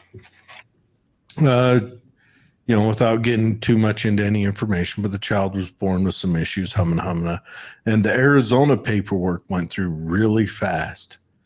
And the Utah side was dragging its feet. And the whole time they're down there in Arizona paying to stay there and paying to take care of everything down there. And Utah's dragging its feet and not getting it done. And they have a connection into our state government, which they called that connection that got them past the ball. But why is adoption so I know that's not a discussion there's a for ton here. of money in it. But yeah, it's such a complicated affair. And then we wonder why it's such an issue. But we've bureaucratized everything. And pretty soon they'll bureaucratize the toilet paper and all we'll get is one-ply John Wayne toilet Well, paper. and we just did that show talking about Child Protective Services and how they've become a weapon. And you've got Yes. these kids growing And up that's federally too. Yeah, That's heavy. federally. And you've got these kids growing up in a system where if adoption was easier when they were super young, they could have had a loving family. If we just have background checks on these families, we know that they're going to have safety and they'll be well cared for. I don't care if they're millionaires. I don't care if they're at the bottom of the lower class financially. I know too many people born and raised in lower class who have made something of themselves and they're happy in their lives. I don't think how much money a person has I thought you were going should somewhere be else. I worth know. selling a baby out and killing them. But you're right.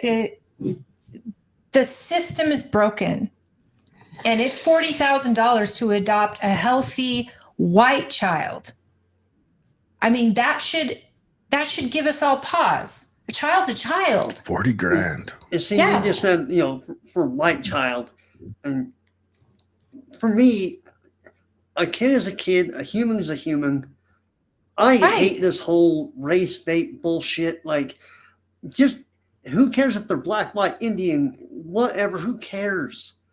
It's 2020. Anybody wanting a baby, that's all they want. They just want that little soul in their lives. They don't care. Look how many people will try to adopt from China, who will adopt from all over the country because it's too hard to adopt in the United States. And they're not picky.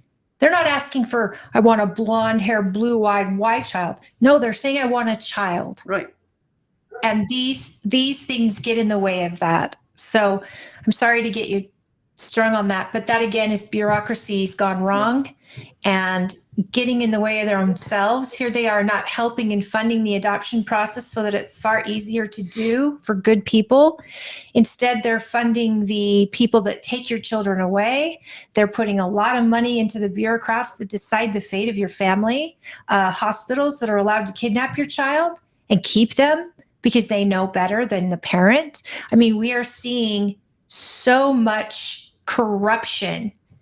And I would say total reform of the adoption process, total reform of the immigration process. I mean, we've got all these things that haven't worked, yet we keep doing them, which is the definition of insanity. Mm-hmm. And now it's federally funded insanity.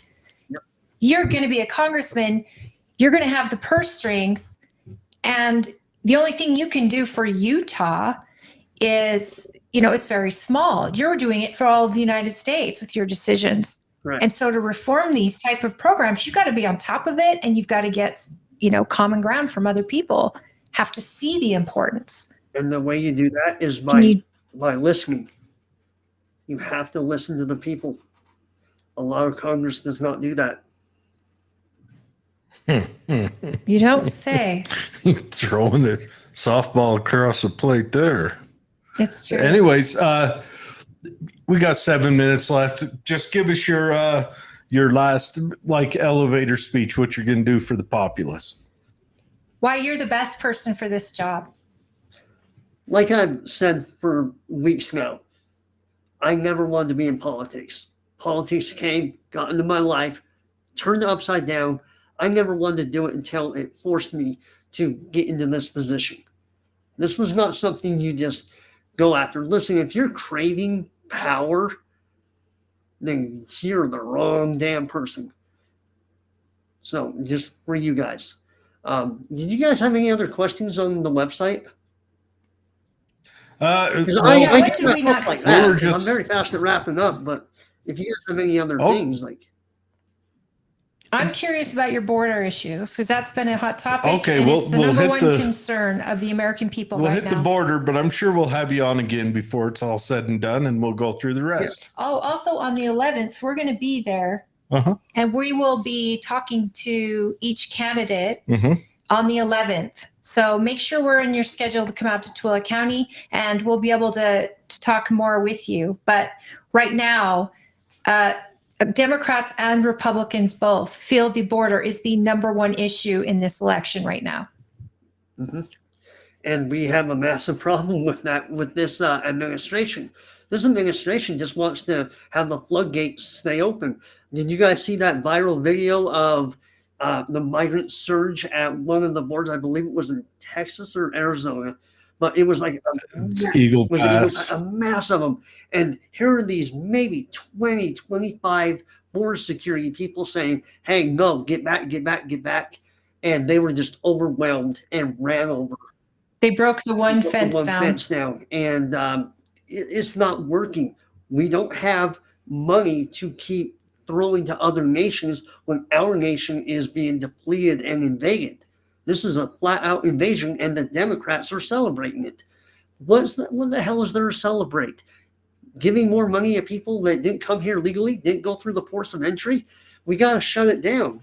And look how they're undocumented Democrats, sir. I completely understand that. And this is why they want this to happen, is because they fear a constitutional republic. They want a democracy.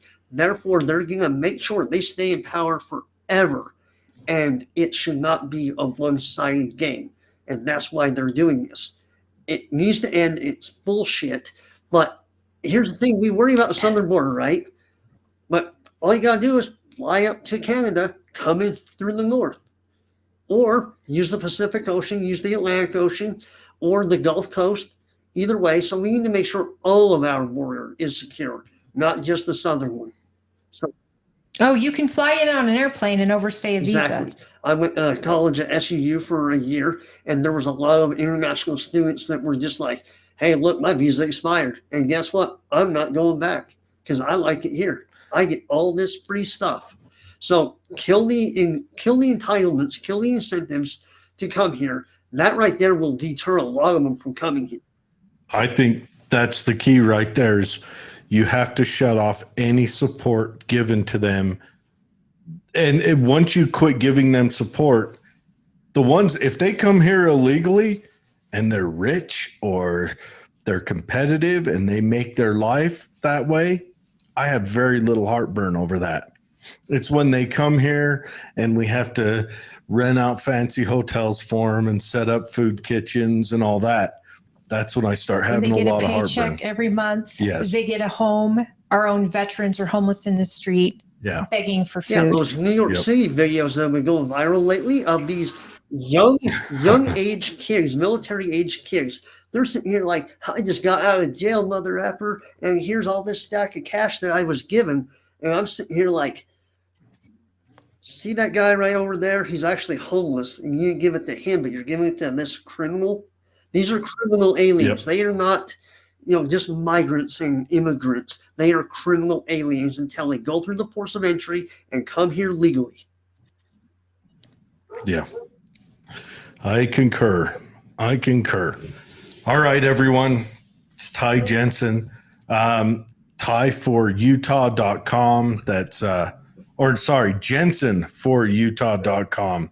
That's JENSEN spelled out FOR Utah.com.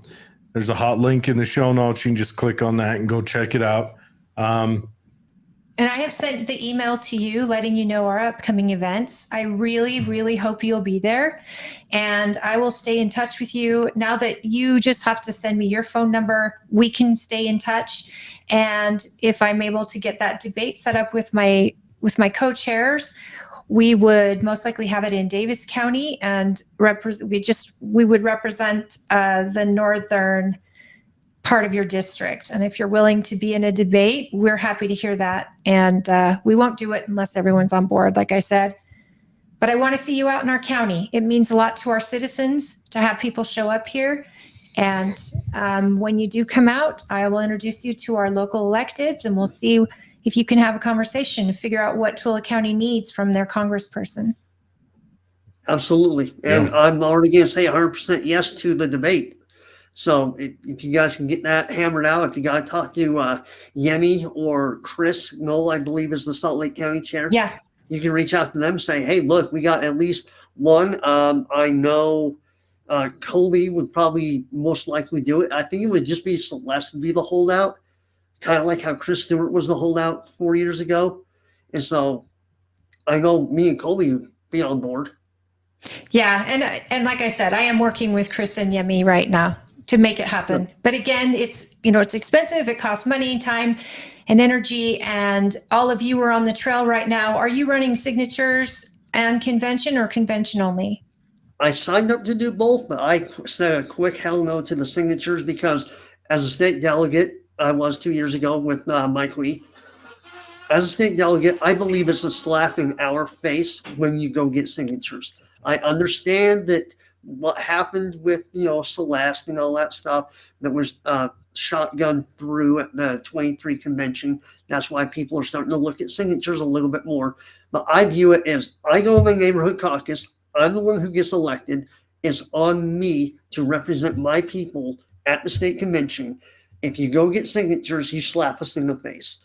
And so, no. Well, you make it so none of us were irrelevant at that point. The state delegate is irrelevant. The county chairs, the county parties are irrelevant. They are if you gather signatures because you can circumvent the whole thing. Yeah, if you have enough money. And that's the other thing. If you go look at what page is it? The donations page On your website? You'll very quickly find out that I am not taking one donation until I can prove that I'm viable for you, the people. And I've said that, self-funding this whole thing. So You're not taking donations from large conglomerates or big pharma or big developers? Nobody. Well, you got to get money to get on that ballot. So I'm hopeful for you that people will reach out and fundraise or at least volunteer for you. And I hope that get in touch with your county chairs who you may not have heard from, because it is our job to get you in front of our delegates. If we're doing our job, and that is to make sure you get a fair shot at getting in front of the people that you seek their trust. And we want to make sure we're doing that. All right, but we have to let you go, Ty. Camille is on deck to come in. So everyone, we're going to step out for a second, get Camille in here. Ty, thanks again for coming on. So nice meeting you, Ty. We'll reach out again and schedule you come on again. The next one will probably be a shorter one as we get closer, but it may be a Wednesday night too. It may be a Wednesday, but we want to give everyone a chance to get plenty of exposure. Have a good night. Thank you. Good luck with everything. It was a good conversation. Go play with that pup. Yeah. Get that energy out. Take the dog for a run. All right. Have a good one, sir. Thank you, guys. For your service in this running. Not easy. No, it's not.